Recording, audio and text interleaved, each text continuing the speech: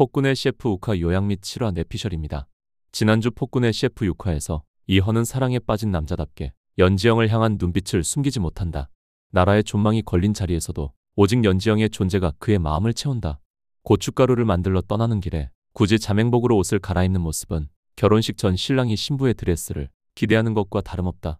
또한 저작거리를 거닐며 그녀와 함께한 짧은 나들이 속에서 어린아이처럼 설레어하는 이연의 표정은 보는 이들을 미소 짓게 만들었다.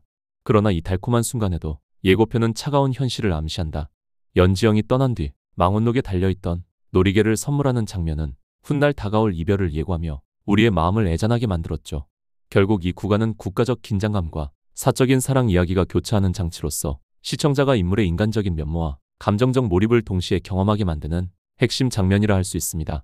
또한 지영은 이연과 고추를 빻기 위해 방앗간에 들렸다가 길이 엇갈리고 지영은 조선시대 붓꽃이라 불린 아이리스를 이연에게 선물하고 저작거리 데이트를 즐기는데 붓꽃은 심신을 안정시키는 작용을 하기에 이연을 지켜주는 역할을 할 것으로 예측됩니다. 이런 위급한 상황에서도 서로 바라보는 눈빛이 야릇한 가운데 한층 더 가까워진 분위기가 연출되고 선물을 가득 안고 숙소로 돌아온 지영. 수락관으로 오던 중 아비수와 마주친 지영은 신경전을 벌이고 아비수가 대전수락관에 방문해 한바탕 칼부림이 이루어지는 수락관. 모두 의기소침한 가운데 아비수에게 참패한 숙수들의 침울해진 분위기를 반전시키고자 노력하는 지영. 하지만 이게 의기만으로 가능한 일일지, 과연 명나라 사신단을 이길 수 있을지. 조선 영의정 1단과 우곤의 밀약이 있은 후 얼마 뒤 명나라 사신단이 도착하면서 사신은 자신들이 데려온 최고의 숙수들을 소개합니다. 사천 요리의 대가 공물래, 산동 요리에 능한 아비수, 그리고 전설적인 숙수 당백룡까지. 이들은 단순한 요리사가 아니라 무림 전설과 비밀스러운 가문 배경까지 지닌 인물들이었죠. 조선의 관리들은 그 화려한 이력에 압도되지만 동시에 불안감도 커집니다. 과연 우리 조선 요리사들이 저들과 맞설 수 있을까? 사신은 결국 본심을 드러냅니다. 조선과 명예 숙수들이 요리 경합을 하자고 제안한 것이죠. 하지만 그 속내는 분명했습니다. 단순한 대결이 아니라 곡물을 더 받아내고 조선의 자원을 탐하려는 속셈. 이에 조선 측은 난색을 표합니다. 아무런 준비가 없었고 상대는 작정하고 온 상황. 그러나 이헌은 정반대로 그 제안을 받아들이며 오히려 조건을 더 높입니다. 조선이 이기면 조공을 절반으로 줄이고 사탕수수와 밀가루를 원하는 만큼 가져오겠다. 이제 요리 경합은 단순한 시합이 아닌 양국의 자존심과 국익이 걸린 대결이 되어버립니다. 세 차례에 걸친 대결, 단 5일의 준비 기간, 그리고 숙수들의 자존심을 건 승부가 시작되려 합니다. 사신이 제시한 조건을 수락한 순간 조선 측도 결단을 내려야 했습니다. 누가 조선을 대표할 숙수가 될 것인가? 그때 이름이 언급된 이는 연지영. 대령숙수라 불리며 조선 궁중 요리를 책임지는 실력자였습니다. 사신단조차 그녀의 이름을 들어본 적이 있을 만큼 그 명성은 이미 퍼져 있었죠. 하지만 경합의 판은 불리하게 흘러갔습니다. 명나라 숙수셋, 조선 숙수셋. 조건은 이미 정해졌고 조선은 자칫하면 인삼 채굴권과 국익을 잃을 수도 있는 위기 상황. 그럼에도 불구하고 연지영은 담담히 나섭니다. 조선의 진짜 맛이 무엇인지 제대로 알려주겠다. 사신단은 비웃었지만 조선은 결코 물러서지 않았습니다. 궁궐에 울려 퍼진 폭군의 외침. 기대해라. 이번엔 사신들에게 진짜 뜨거운 맛을 보여주마. 그리고 긴장과 설렘 속에서 드디어 국운을 건 요리 대결의 막이 오르게 됩니다. 6화에서 이어진 대결 장면은 보는 이의 손에 땀을 쥐게 만들 만큼 강렬했다. 단순한 요리 대결이 아니라 나라의 명운을 걸고 맞붙는 일전이라 등장인물들 뿐만 아니라 시청자들까지 긴장감을 놓을 수 없었다. 그런데 이 가운데서도 이연은 사랑에 빠진 남자답게 연지영을 향한 눈빛을 숨기지 못한다. 그러나 이 달콤한 순간에도 예고편은 차가운 현실을 암시한다. 연지영이 떠난 뒤 망원록에 달리는 놀이개를 선물하는 장면은 훗날 다가올 이별을 예고하며 우리의 마음을 애잔하게 만들었죠. 결국 이 구간은 국가적 긴장감과 사적인 사랑 이야기가 교차하는 장치로서 시청자가 인물의 인간적인 면모와 감정적 몰입을 동시에 경험하게 만드는 핵심 장면이라 할 수 있습니다. 본격적으로 7화에는 무슨 일이 펼쳐질지 알아볼까요? 요리 대결에 앞서 드라마는 의외의 변수를 제시한다. 바로 압력솥을 얻기 위해 장영실의 후손 장춘생을 찾아가는 여정이다. 여기서도 이연의 직진 본능은 멈추지 않는다. 연지영이 가야 한다면 자신도 반드시 함께 가야 한다며 기꺼이 먼 길에 동행한다. 물론 걷다가 지쳐 힘들어하는 모습도 보였지만 그의 본심은 연지영 곁을 지키고 싶은 마음 하나였다. 이는 단순한 동행이 아니라 사랑을 이유로 한 집념의 발현이다. 국가의 위기 속에서도 연인을 향한 사소한 설렘과 집착을 놓지 않는 모습은 이 헌 캐릭터의 매력을 배가시키며 시청자들에게 강한 공감을 일으킨다. 또한 압력솥이라는 새로운 조리도구의 등장은 향후 요리 대결의 결과를 좌우할 중요한 복선으로 자리한다. 단순히 기술적 장치가 아니라 혁신과 미래를 상징하는 도구로서 전통적인 방식이 안주하는 명나라와의 대비를 강화한다. 예고편에서 이현이 연지영과 함께하며 보여주는 직진 모먼트는 로맨스적 재미를 제공하는 동시에 압력소치라는 역사적 상상력이 결합된 장치가 향후 드라마의 전개를 한층 흥미롭게 만든다.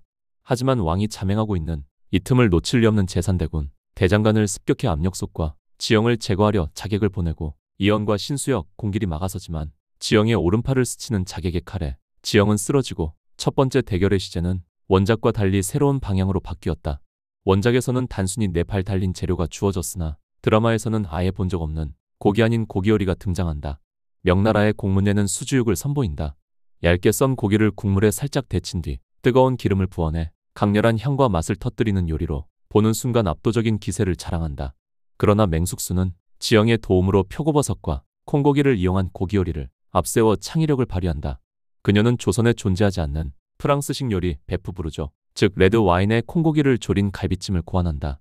문제는 와인이 조선에는 존재하지 않는다는 점이었다.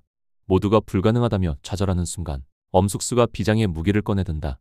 바로 그가 소중히 아끼던 쌀무르다. 이 술은 와인 못지않은 깊은 산미와 풍미를 지니고 있었고 이를 활용한 조리법은 전혀 새로운 차원의 맛을 창출한다.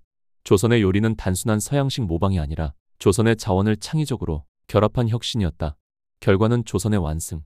명나라 사신들과 조선 신하들은 처음 접하는 깊고 진한 풍미에 충격을 감추지 못했다. 이 장면은 조선이 단순히 명나라를 따라가는 위치가 아니라 오히려 자신만의 방식으로 재창조할 수 있음을 보여주며 문화적 자존심 회복이라는 메시지를 담는다. 두 번째 라운드의 시제는 원작과 크게 달라졌다. 원래는 면요리 대결이었으나 드라마에서는 서로의 요리를 바꿔 만드는 방식으로 진행된다. 명나라의 아비수는 화려한 칼솜씨로 조선 궁중요리 너비아니에 도전한다. 반면 조선의 엄봉식은 오랜 유학 경험을 바탕으로 조선에서 어렵게 마련한 고춧가루와 고추장을 활용해 라조기를 만든다. 그러나 단순한 라조기지가 아니다. 오늘날의 한국식 양념치킨을 연상케 하는 맵단짠 버전으로 변주하여 충격적인 비주얼과 맛을 완성한다. 바삭하게 튀긴 닭고기에 매콤달콤한 양념을 입힌 이 요리는 현대 시청자들에게도 친숙한 동시에 극중 인물들에게는 혁신 그 자체로 다가온다. 또한 지영은 메밀면을 이용한 짜장면을 만들게 한다. 고춧가루 팍팍이라는 말도 있듯 감칠맛이 뛰어나다. 또한 매운 치킨의 짜장면, 벌써부터 군침이. 결과적으로 두 진영 모두 눈부신 성과를 내 우열을 가리기 어려운 상황에 도달한다. 그런데 여기서 예기치 못한 전개가 펼쳐진다. 심판을 맡은 제산대군이 중립을 가장하며 돌연명나라 편을 들어버린 것이다. 모든 이들이 조선의 손을 들어줄 것이라 확신한 순간 벌어진 배신이었다. 이 결정은 단순한 경기 판정이 아니라 향후 권력 다툼의 복선을 던지는 장치다. 즉, 주방에서의 요리 대결은 명분일 뿐 진짜 전쟁은 정치적 권력 투쟁 속에서 이어질 것임을 암시하는 것이다. 마지막 3라운드는 인삼탕 대결이었다. 명나라 측은 황실 최고의 보양식 불도장을 준비한다. 귀한 재료를 며칠간 고아낸 이 요리는 압도적인 재료력과 시간을 무기로 삼았다. 모두가 조선의 패배를 예상한 순간 연지영은 단촐해 보이는 삼계탕을 내놓는다. 처음에는 명나라 측 인물들조차 비웃음을 감추지 못했다. 그러나 그녀의 삼계탕에는 두 가지 혁신적 비책이 숨어 있었다. 첫째, 9번 찌고 말린 흑삼을 사용해 인삼의 약효와 풍미를 극대화했다. 둘째, 바로 압력소치였다. 장춘생에게서 얻은 이 조리도구는 며칠을 고아야 하는 불도장의 맛을 단 몇 시간 만에 뛰어넘는 기적을 가능하게 했다. 시식단이 국물 한 숟가락을 맛본 순간 모두가 충격에 빠진다. 입안에서 터지는 깊고 진한 맛은 상상을 초월했다. 이는 단순한 요리가 아니라 재료의 재창조, 그리고 시간마저 지배한 과학적 혁신의 승리였다.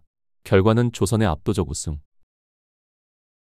하지만 기쁨은 오래가지 않는다.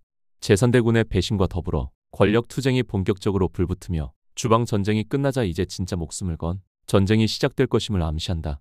이로써 드라마는 단순한 요리극을 넘어 정치적 음모와 권력 다툼의 무대까지 확장되며 시청자의 기대감을 최고조로 끌어올린다. 이 장면을 뒤에서 보고 있던 강목주는 화를 참지 못하고 맹숙수를 불러 다그치는데 도대체 비상은 언제 쓸 것인가? 이틀의 말미를 주겠다. 맹숙수는 수락관에서 깊은 고뇌에 빠지게 되고 이를 본 지영이 다가가면 막을 내린다.